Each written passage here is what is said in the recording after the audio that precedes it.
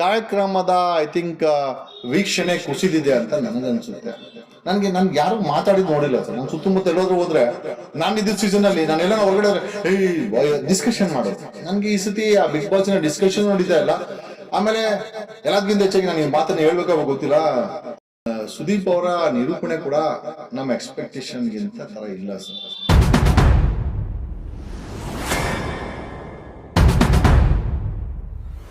ಗಂಡಸ್ತರ ಕಾಣಿಸಲ್ಲ ಅಂತಂದ್ರೆ ಮೋಡಿ ಮಿಂಡುಸೆ. ಸೊ ನಾವು ಅದೇ ಮಾತನ್ನ ಹೇಳಿದ್ರೆ ಎಫ್ ಐ ಆರ್ ಆಗುತ್ತೆ. ನೀವು ಹೆಂಗಸ್ತರ ಕಾಣಿಸ್ತಾ ಇಲ್ಲ, ಹೆಣ್ತರ ಕಾಣಿಸ್ಬೇಕು ಅಂತಂದ್ರೆ ಎಫ್ ಐ ಆರ್ ಆಗುತ್ತೆ. ಅದೇ ಗಂಡು ಮಕ್ಕಳ ಬಗ್ಗೆ ಮಾತಾಡಿದ್ರೆ ಏನೂ ಆಗಲ್ಲ ಅಂತಂದ್ರೆ ಅಂದ್ರೆ ಜನರಲೈಸೇಷನ್ ಎಷ್ಟು ಮಟ್ಟಿಗೆ ಕರೆಕ್ಟು ಸರ್? ಹಿಂದೆ ಹೆಣ್ಮಕ್ಳಿಗೆ ಶೋಷಣೆ ಆಗ್ತಾ ಇತ್ತು, ಅದಕ್ಕೋಸ್ಕರ ಆಯೋಗ ಮಾಡಿದ್ರು. ಇತ್ತೀಚೆಗೆ ಗಂಡು ಮಕ್ಕಳಿಗೆ ಶೋಷಣೆ ಆಗ್ತಿದೆ, ಯಾಕೆಂದ್ರೆ ಅವ್ರನ್ನ ಅವಮಾನಿಸ್ತಾ ಇದಾರೆ.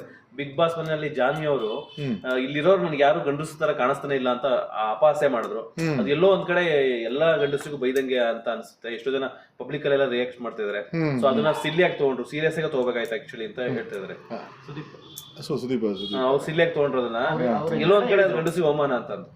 ಲಾಸ್ಟ್ ಟೈಮ್ ನೋಡಿ ಚೈತ್ರ ಕುಂದಾಪುರ ಜಗದೀಶ್ ನೀವು ಅಪ್ಪನ ಕೊಟ್ಟಿದ್ರೆ ಅಂತಂದ್ರು. ಆಗ ಒಂದು ವರ್ಷ ತಗೊಂಬಂದ್ರು ಯಾರು ಸುದೀಪ್ ಅವರು.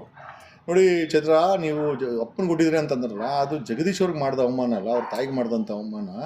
ಯಾಕೆಂದ್ರೆ ಅಪ್ಪನ ಕೊಟ್ಟಿದ್ದೆ ಅಂತಂದರೆ ಅವ್ರ ತಾಯಿ ಬಗ್ಗೆ, ಅವ್ರ ಕ್ಯಾರೆಕ್ಟರ್ ಬಗ್ಗೆ ನೀವು ಮಾತಾಡ್ತಾ ಇದ್ದೀರಾ. ನೀವು ಒಂದು ಹೆಣ್ಣಾಗಿ ಮಾತಾಡ್ಬೋದಾ ಅಂತ. ಪಾಸಿಬಲಿ ಜಾನ್ವಿಯವರ ವಿಚಾರನೂ ಅಷ್ಟೇ. ಗಂಡಸ್ತರ ಕಾಣಿಸಲ್ಲ ಅಂತಂದರೆ ಮೋಡಿ ಮಿಂಡುಸೆ. ಸೊ ನಾವು ಅದೇ ಮಾತನ್ನ ಹೇಳಿದ್ರೆ ಎಫ್ ಐ ಆರ್ ಆಗುತ್ತೆ. ನೀವು ಹೆಂಗಸ್ತರ ಕಾಣಿಸ್ತಾ ಇಲ್ಲ, ಹೆಣ್ತರ ಕಾಣಿಸ್ಬೇಕು ಅಂತಂದರೆ ಎಫ್ ಐ ಆರ್ ಆಗುತ್ತೆ. ಅದೇ ಗಂಡು ಮಕ್ಕಳ ಬಗ್ಗೆ ಮಾತಾಡಿದ್ರೆ ಏನೂ ಆಗಲ್ಲ ಅಂತಂದರೆ ಅಂದರೆ ಜನರಲೈಸೇಷನ್ ಎಷ್ಟು ಮಟ್ಟಿಗೆ ಕರೆಕ್ಟು ಆಮೇಲೆ ನೀವು ಕ್ಲಿಕ್ ಮಾಡ್ಕೊಳ್ಳಿ, ಕಿಂಡಲ್ ಮಾಡ್ಕೊಳ್ಳಿ, ಅಪಹಾಸ್ಯ ಮಾಡ್ಕೊಳ್ಳಿ, ಬಟ್ ಅದೊಂದು ಲಿಮಿಟ್ ಅಂತ ಇರಬೇಕಲ್ವ. ಎಲ್ಲದೂ ನೀವು ತಮಾಷೆ ಮಾಡೋಕ್ಕೆ ಹೋದಾಗ ಇಲ್ಲಿ ಅಕಸ್ಮಾತ್ ಅಲ್ಲಿರೋ ಯಾರೋ ಗಂಡು ಮಗ, ಇಲ್ಲಿರೋರು ಹೆಣ್ಮಕ್ಳು ಯಾರು ಕೂಡ ಹೆಣ್ಮಕ್ಳ ಥರ ಕಾಣಿಸ್ತಾ ಇಲ್ಲ ಅಂದಿದ್ರೆ ಅದು ಹೆಣ್ಣಲ್ಲ ಅಂದ್ಬಿಟ್ಟಿದ್ರೆ ಎಷ್ಟು ದೊಡ್ಡ ವಿಚಾರ ಆಗಿರೋದು. ಹಾಗಾಗಿ ರಿಯಾಲಿಟಿ ಶೋನಲ್ಲಿ ಈಗ ನೋಡಿ, ನಾವು ಕೂಡ ಎಂಟರ್ಟೈನ್ಮೆಂಟ್ ಮಾಡಿದ್ವಿ, ಇಲ್ಲ ಅಂತ ಹೇಳ್ತಾರೆ. 18 ದಿವಸ ನಾನು ಕೂಡ ಇದ್ದೆ.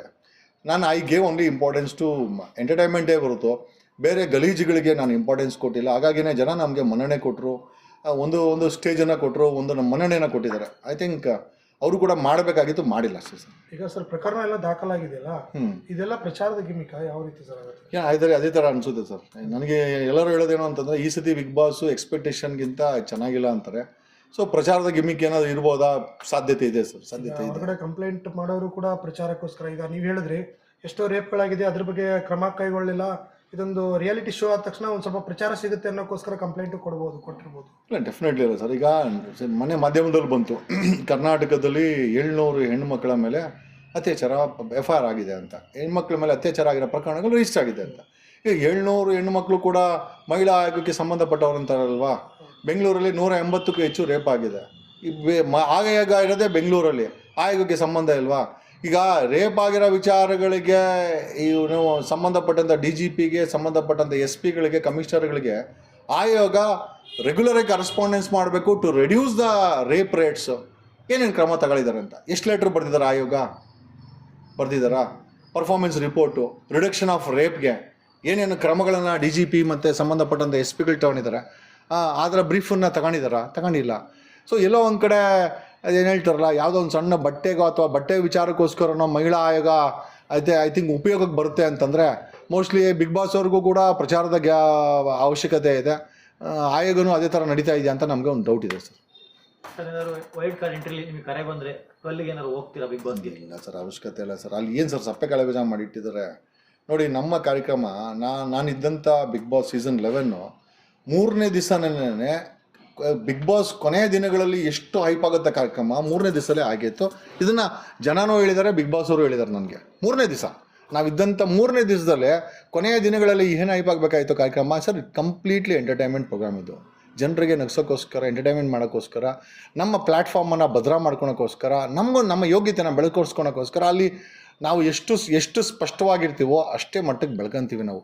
ನಾನು ಇದ್ದಿದ್ದು 3 ತಿಂಗಳಿರಲಿಲ್ಲ. ಹನುಮಂತ ಇವರೆಲ್ಲರೂ ಕೂಡ 3 ತಿಂಗಳಿದ್ರು. ನಾನು ಇದ್ದಿದ್ದೆ 18 ದಿವಸ.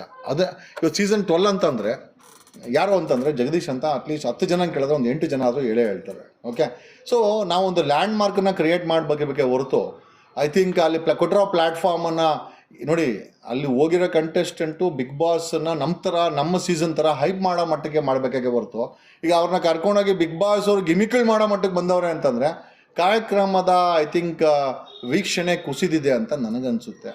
ನನಗೆ ಯಾರೂ ಮಾತಾಡಿದ್ದು ನೋಡಿಲ್ಲ ಸರ್. ನಾನು ಸುತ್ತಮುತ್ತ ಎಲ್ಲೋದ್ರೂ ಹೋದರೆ ನಾನು ಇದ್ದಿದ್ದ ಸೀಸನಲ್ಲಿ ನಾನು ಎಲ್ಲನೋ ಹೊರಗಡೆ ಹೋದರೆ ಡಿಸ್ಕಷನ್ ಮಾಡೋದು. ನನಗೆ ಈ ಸತಿ ಆ ಬಿಗ್ ಬಾಸಿನ ಡಿಸ್ಕಷನ್ ನಡೀತಾ ಇಲ್ಲ. ಆಮೇಲೆ ಎಲ್ಲದಕ್ಕಿಂತ ಹೆಚ್ಚಾಗಿ ನಾನು ಈ ಮಾತನ್ನು ಹೇಳ್ಬೇಕೋ ಗೊತ್ತಿಲ್ಲ, ಸುದೀಪ್ ಅವರ ನಿರೂಪಣೆ ಕೂಡ ನಮ್ಮ ಎಕ್ಸ್ಪೆಕ್ಟೇಷನ್ಗಿಂತ ಥರ ಇಲ್ಲ ಸರ್. ಸೀಸನ್ 12 ಅವ್ರ ನಿರೂಪಣೆ ನಿಜವಾಗ್ಲೂ ನಾವು ಚಪ್ಪಾಳೆ ತಟ್ಟಿದ್ದೀವಿ. ಸೀಸನ್ 11 ನಿಜವಾಗ್ಲೂ ಅವ್ರ ನಿರೂಪಣೆ ಕೂಡ ಚೆನ್ನಾಗಿ ಇದು ನನ್ನ ವೈಯಕ್ತಿಕ ಐ ಥಿಂಕ್ ಎಕ್ಸ್ಪೆಕ್ಟೇಷನ್. ಇದರಲ್ಲಿ ಏನೂ ಬೇರೇನೂ ಅರ್ಥ ಇಲ್ಲ. ಅವರ ನಿರೂಪಣೆನೂ ಚೆನ್ನಾಗಿಲ್ಲ. ಅಲ್ಲಿರೋ ಕಂಟೆಸ್ಟೆಂಟ್ಸ್ ಐ ಥಿಂಕ್ ಕ್ರಿಯೇಟಿವಿಟಿ ಅಥವಾ ಪರ್ಫಾರ್ಮೆನ್ಸ್ ಕೂಡ ಎಕ್ಸ್ಪೆಕ್ಟೇಷನ್ ಮಟ್ಟಿಗೆ ಇಲ್ಲ ಸರ್. ಹಂಗಾಗಿನೇ ಎಲ್ಲೋ ಒಂದು ಕಡೆ ಇನ್ನೊಂದು ಮುಂದೆ ಒಂದು ಇದೇ ಥರ ಒಂದು ವರ್ಷ 2 ವರ್ಷ ನಡೆದ್ಬಿಟ್ರೆ ಮೋಸ್ಟ್ಲಿ ಬಿಗ್ ಬಾಸ್ನ ಮುಚ್ಚಾಕಬೇಕು ಅಂತ ಅನಿಸುತ್ತೆ. ಆ ಮಟ್ಟಿಗೆ ಬಿಗ್ ಬಾಸ್ ಹೋಗೋದು ಬೇಡ ಸರ್. ಸರ್ ಇನ್ನೊಂದು ಸೋಷಿಯಲ್ ಮೀಡಿಯಾದೊಂದು ಪೋಸ್ಟ್ ವೈರಲ್ ಆಗ್ತಿತ್ತು. ಲಾಸ್ಟ್ ಟೈಮ್ ನೀವು ಬಿಗ್ ಬಾಸ್ಗೆ ಎಂಟ್ರಿ ಕೊಟ್ಟಿದ್ದು, ಈ ಸಲ ಜಗದೀಶ್ 12ಗೆ ಎಂಟ್ರಿ ಕೊಡ್ತಾರೆ ವೈಟ್ ಕಾರ್ಡಲ್ಲಿ ಅಂತ ಫುಲ್ ವೈರಲ್ ಆಗ್ತದೆ. ಅದ್ರ ಬಗ್ಗೆ ಏನು ಹೇಳ್ತೀರಾ ಸರ್? ಇಲ್ಲ ಸರ್, ಅದೆಲ್ಲ ಸುಳ್ಳು. ನಾನು ಎಲ್ಲಿ ಎಂಟ್ರಿ ಕೊಡ್ತಾ ಇಲ್ಲ. ನನಗೆ ಯಾವುದೋ ಆ ರೀತಿ ಕರೆನೂ ಬಂದಿಲ್ಲ, ಅಥವಾ ಬಂದರೂ ಕೂಡ ನಾನು ಹೋಗೋದಿಲ್ಲ. ಯಾಕಂದ್ರೆ ನನಗೆ ಬೇಜಾನ್ ಕೆಲಸ ಇದೆ ಸರ್. ನಾವು ಸೀಸನ್ 11 ನಾವೆಲ್ಲ ಚೆನ್ನಾಗಿ ಮಾಡಿದ್ದೀವಿ. ನಮ್ಗೆ ಸಾಕು ಸರ್. ಸೀಸನ್ 11 ನಮಗದೊಂದು ಐ ಥಿಂಕ್ ನಮಗದೊಂದು ದೊಡ್ಡ ಉಡುಗೊರೆ ಇದ್ದಂಗೆ. ಹಾಳು ಮಾಡಿಟ್ಟಿದ್ದಾರೆ ಸೀಸನ್ 12 ಪೂರ್ತಿಯಾಗಿ ಹಾಳು ಮಾಡಿಟ್ಟಿದ್ದಾರೆ. ನನಗೇನು ಅಲ್ಲಿ ಏನೋ ಒಂದು ಕೆಮಿಸ್ಟ್ರಿ ಇದೆ, ಒಂದು ಪರ್ಫಾರ್ಮೆನ್ಸ್ ಇದೆ, ಒಂದು ಆ್ಯಕ್ಟಿವಿಟಿ ಇದೆ, ಒಂದು ಜನರಿಗೆ ಒಂದು ಮನೋರಂಜನೆ ಇದೆ ಅಂತ ನನಗಂತೂ ಅನ್ನಿಸ್ತಾ ಇಲ್ಲ. ಬಲವಂತವಾಗಿ ಜನ ನೋಡ್ತಾ ಇದ್ದಾರೆ, ನೋಡ್ಸೋಕ್ಕೆ ಪ್ರಯತ್ನ ಬೀಳ್ತಾ ಇದ್ದಾರೆ ಬಿಗ್ ಬಾಸ್ ಅವರು. ಅದರಿಂದನೇ ಇದೆಲ್ಲ ಆಗ್ತಾ ಇರೋದು ಸರ್. ನೀವೇನೋ ಶೋ ವಾಚ್ ಮಾಡ್ತಾ ಇರ್ತಾರೆ ರೆಗ್ಯುಲರ್ ಆಗಿ, ಇಲ್ಲಾಂದ್ರೆ ನಿಮಗೆ ಯಾರು ಪಾರ್ಟಿಸಿಪೇಟ್ ನಿಮ್ಗೆ ಇಷ್ಟ ಯಾರು? ಇರೋದ್ರಲ್ಲಿ ಗಿಲ್ಲಿ ಪರವಾಗಿಲ್ಲ ಸರ್. ಒಬ್ಬ ಗಿಲ್ಲಿ ಮಾಡ್ತಾ ಇದ್ದಾನೆ. ಅದೇ ಹೇಳ್ತಾರಲ್ಲ, ಸೀಸನ್ 11ಗೆ ಒಬ್ಬ ಜಗದೀಶ್ ಅಂದಂಗೆ ಇವನು ಸೀಸನ್ 12ಗೆ ಇವನೊಬ್ಬ ಗಿಲ್ಲಿ ಮಾಡ್ತಾ ಇದ್ದಾನೆ. ರಿಯಲಿ ಅಪ್ರಿಷಿಯೇಟ್ ಅವರ ಪ್ರಯತ್ನವನ್ನು. ಬಟ್ ಎಲ್ಲರೂ ಮಾಡಿ ಒಂದು ಸಂಘಟಿತವಾಗಿ ಒಂದು ಐ ಥಿಂಕ್ ಎಂಟರ್ಟೈನ್ಮೆಂಟ್ ಕೊಟ್ಟಿದ್ರೆ ಮನೆಯೇ ರಾಕ್ ಆಗಿರೋದು ಸರ್. ಈಗ ಲಾಸ್ಟ್ ಟೈಮ್ ನಿಮಗೂ ಟಾರ್ಗೆಟ್ ಮಾಡಿದಾಗ ಈ ಸಲ ಗಿಲ್ಲಿಗೂ ಟಾರ್ಗೆಟ್ ಮಾಡ್ತಾ ಇದ್ದಾರೆ ಸರ್ ತುಂಬಾ ಜನ. ಮಾಮೂಲಿ ಸರ್. ಅದು ತಡ್ಕೊಳೋ ಕೆಪಾಸಿಟಿ ಇರಬೇಕು. ಅದೇ ನಾನು ನನ್ನದೇ ಆದಂಥ ದಾಟಿನಲ್ಲಿ ಅದನ್ನೆಲ್ಲ ಡಿಫೆನ್ಸ್ ಮಾಡ್ಕೊಂಡು ಬಂದೆ. ಗಿಲ್ಲಿ ತಮ್ಮದೇ ಆದಂಥ ತಮಾಷೆ ಲೆವೆಲಲ್ಲಿ ಮಾಡ್ತಾ ಇದ್ದಾರೆ.